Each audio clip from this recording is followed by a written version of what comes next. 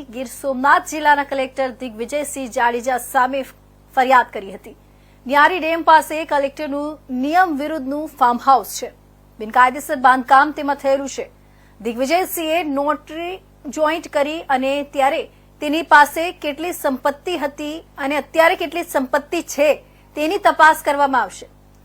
તેના પરિવારના નામે કેટલી મિલકતો છે તેની તપાસ કરવામાં આવશે અને જ્યાં સુધી ગીર સોમનાથ જિલ્લાના કલેક્ટર સામે પગલાં લેવામાં નહીં આવે ત્યાં સુધી લડત ચાલુ કરવાની ચીમકી ઉચ્ચારી હતી।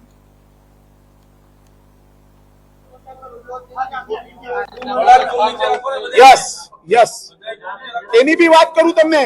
આ અમારા ધ્યાનમાં એટલા માટે આવી ગયું, સાંભળજો બરાબર। અમારા કોડીનારના બૂથ નંબર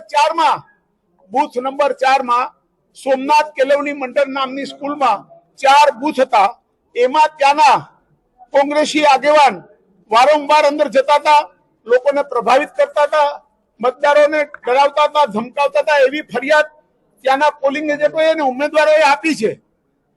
એ ફરિયાદમાં પગલાં લેવાને બદલે એમણે ત્યાંના ઝોનલ ઓફિસર ચાવડા કે જે સિંચાઈ વિભાગના કર્મચારી છે એને આ સ્કૂલમાં મોકલ્યા અને સ્કૂલમાંથી ગઈકાલનું જે સીસીટીવી નો ફૂટેજ હોય એને ડિલીટ કરવા માટેનો પ્રયત્ન કર્યો અને એ અંગેના સોગંદનામા એક સ્કૂલના 2 કર્મચારીઓએ સરકારને પણ મોકલ્યા છે અને ચૂંટણી પંચને પણ મોકલ્યા છે।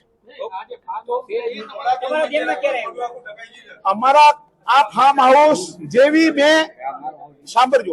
મેં જયારે આ કલેક્ટર વિરુદ્ધ નિવેદન જાહેર કર્યું ત્યારે મને માત્ર રાજકોટમાંથી નહીં, સુરતથી, મોરબીથી, બધામાંથી જ આ અધિકારી જ્યાં પણ નોકરી કરી અને બધે જ ભ્રષ્ટાચાર કર્યો છે, લોકોના મારી પર ખૂબ મોટા ફોનો આવી રહ્યા છે, મને મેસેજો આવી રહ્યા છે।